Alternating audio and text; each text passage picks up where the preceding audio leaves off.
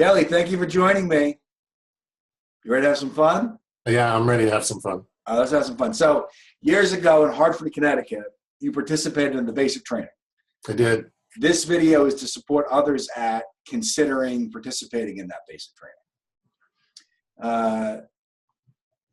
What I think is helpful for people, and you can bring this conversation in the direction that works best for you, is sharing who you were prior to the basic, some of the concerns or complaints, or who you were prior to the basic training, and perhaps who you were after the basic training. And if you go into that, you'll move into your experience of who you were prior and then who you were after. You'll begin to feel that or experience it, and then from that place, you can share with us those experiences that you're having. Would you like to do that? Sure. Okay, cool. Do you want me to start? Yeah. All right. So the person I was before I went to the basic training was a person that was, I think of it as very willing to blame any situation or any person on what wasn't working in my life. So it's like, I think the conversation was always, why does this always happen to me?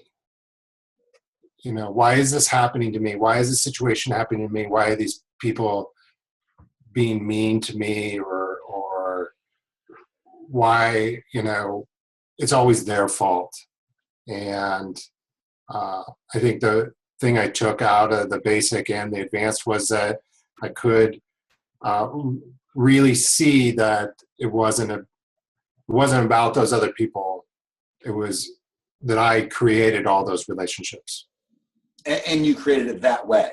Oh yeah, absolutely. You created it in a way in which you could be victimized. Absolutely. That I could be in that same state of oh, woe is me. Yeah, like that pathetic victim. Oh, this didn't work again. It's typical. That's so. That's to be expected. Because that's the way my life has gone. Up until this point, kind of deal. And so, it's a very easy place to be in, and because you never have to take any responsibility for anything.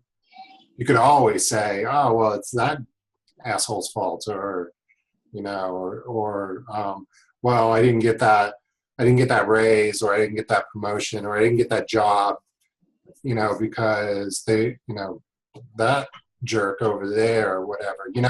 It's so easy to never take responsibility. If I could be devil's advocate here, sure. If you were somebody looking at this video prior to the basic training, they would say it is their fault. And or, why do you think it's not your fault? Why do you think it's not their fault? Well, that was one of the things that I think was really strong in the basic training, was that all of your relationships are 100% your responsibility. Are you crazy, Kelly? It's a 50-50, isn't it? Yeah, I was all about the 50-50. Yeah. So tell me, what are you getting here? What am I getting about that? That taking 100% responsibility for your relationships? That I construct all of that, everything around me, every relationship I have, every conversation I have, I construct it all. And I am responsible for the outcome of those. Yeah. So that's a powerful place to come from, where you're coming from. Certainly. Well, it's also scary, and it's also, it's a lot of work. It's, I said that making everybody else responsible is super easy. While the other direction, it's really a ton of work to be responsible. But it's also freeing, and it also allows you to not spend the tremendous amount of energy in blaming others. That I feel like that energy doesn't ever go anywhere. It's a hollow hole that you're just constantly dumping energy into, and it never goes anywhere. You never get anything but pain out of it. So, but you don't see that until you kind of start taking responsibility for those relationships. Not only do you not see it, but what I've noticed is people surround themselves in relationships that reinforce the position that they're taking. Certainly. So everyone will agree with you. Yeah, the boss is a real asshole. Or yeah, your sister or your brother, or yeah, your husband. Oh, yeah. And now you're just stuck in that whole mind trap, right? You're stuck in that position. Did you notice that? Absolutely. I also feel you just brought up a really good point, is that because you surround yourself with those kind of relationships, when you choose not to live in that program, and you decide that you're going to make changes in how you you take responsibility for your relationships, then some of those individuals and some of those relationships are not viable anymore, and occasionally they have to be ended, or either the negotiation in the relationship has to change, and sometimes it's not worth the negotiation, or it's not able to continue. Yeah, I get that. Like the addict, they become sober, they don't hang out with the addicts anymore. Yeah, or the enabler, that relationship is super codependent, and you can't sustain that if one person isn't willing to buy into that relationship. Yeah, I get it. You've done a lot of work to have this conversation. This didn't happen overnight. Oh, no. Share with us some of the successes that you've created as a result of actualizing these principles of accountability. I don't think that I would be married now without doing the trainings that I'd done. The relationship I had with Sarah was very adversarial, and required a lot of maintenance, usually with me building up resentment and then blowing up, and then having extremes, ups and downs. But that was me trying to live out the drama in the relationship. And so, like, now how we deal with situations is Sarah and I, we request of each other to be in a conversation, and we talk about how certain feelings that each of us have about what's going on for us. So like, for instance, the other night when you decided that you wanted to make pork chops, and I didn't like them. I don't know, this is a stupid example, but instead of being like resentful over the fact that she didn't cook them the way I wanted them to be cooked or whatever, we just talk about it. We say, are you willing to be in that conversation? And then we sit down and discuss how certain situations showed up for each one of us, and we're able to deal with that. And it's crazy. The pork chop thing was a dumb example, but you sound like an adult, Kelly. What was that? I say you sound like an adult. Oh, geez. No. What's going on around here? Yeah, but it doesn't. It allows for listening to happen. When you say it, what's it? Being in a conversation. That our conversations now do. I think they have a lot more listening, and a lot more allowing the other person to talk, and not just waiting for.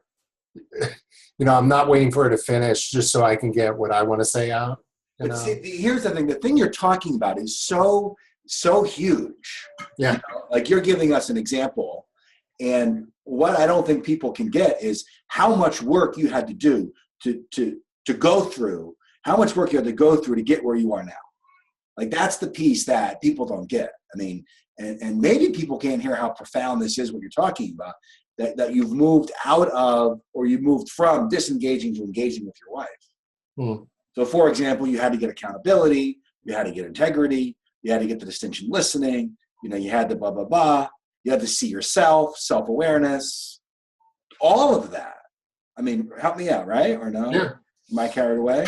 No, not at all. I think that I think a lot of it has to do with, in the basic, you talk about who do we program ourselves to be, right? And so towards the middle or 2/3 of that weekend, you have your badge of like, you were scared, controlling, manipulative, Mama's boy. I think You've got your tag? I do. Yeah. Oh, that's great. I keep it on my desk. Oh, that's one. You hold it up. Yeah, there you go. Woo! Glitter. Yeah. That's so so that's and an I think that when you have a situation where you're in conflict, or you're to have to look at yourself and see how you're showing up. Am I showing up as a quitter? Am I showing up as controlling? Am I hiding because I don't want to deal with that relationship? Hiding's a big one. I won't answer the phone, or like I'll just like avoid and not deal with that if I'm in a place where. But more to your point is like, where do you start with that overwhelming amount of your life? And it's one little piece at a time. Like, how are you showing up with each one of those relationships and deciding of making a choice? Am I going to be this person here, or do I make a choice to have communication and have connection? That's an experiential insight you're talking about. So you can experientially distinguish the programmatic reality from who you choose to be. But I couldn't do that in the beginning. Right. There was no difference, and there was no distinction. Right. Right. So the point that I'm requesting listeners to get is that this distinction is a process and is an experience, and you've got to go through what you have to go through to allow yourself to make that distinction. And that's the basic training. That's the profound experience that is the beginning of setting your life in a new direction. Another thing I got that kind of leads right from that, Peter, is that there was a night that we were talking, and I was with Mary and John, and we were talking about relationships, and it was probably IRD stuff that we were working on. But we were talking about behavior and things. And what was interesting is, it's not about saying, oh, I'm doing that behavior again, and I shouldn't do it, and I'm going to stop that. And I think one of us said that to you, and you were like, no, I want you to be in that behavior. I want you to experience that behavior, sit with it, and be with it. And that one little piece that you said has carried me a long way, because without experiencing it and being in that part of who I am, then I'm able to like feel it, and it becomes muscle memory, and know that I get, the next time I won't have to be in it as long, and it'll eventually change. And the beginning of that is self-awareness. Yeah. I mean, just to be in that conversation alone is to allow yourself to be aware of how you're operating. That's great. I remember that now. You remember that? Long ago. Yeah. That was a good one. Thank you, Kelly. What else?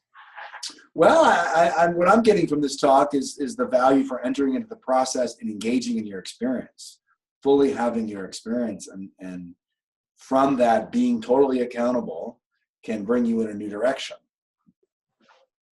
That's what I get from our talk today. Yeah. So people have the opportunity to do that.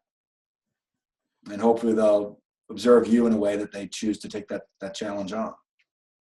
Is there anything you want to say to that person watching the video?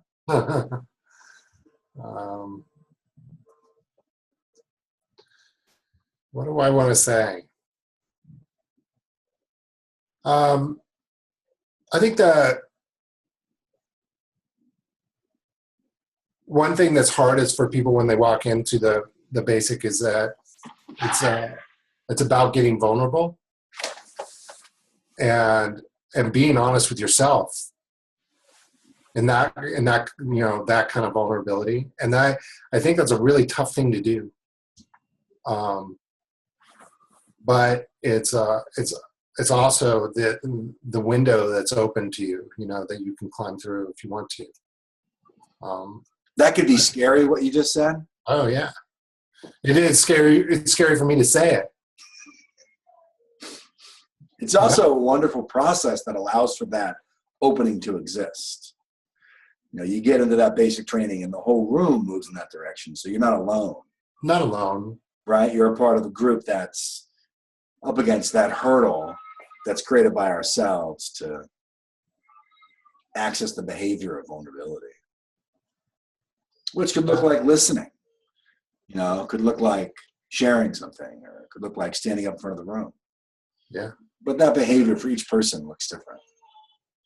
Yeah, that becomes really obvious when you sit with, 14 or 20 other people that are not knowing exactly how it's going to come out for them, Or, when you sit there in the first 10 minutes, you don't know what to expect.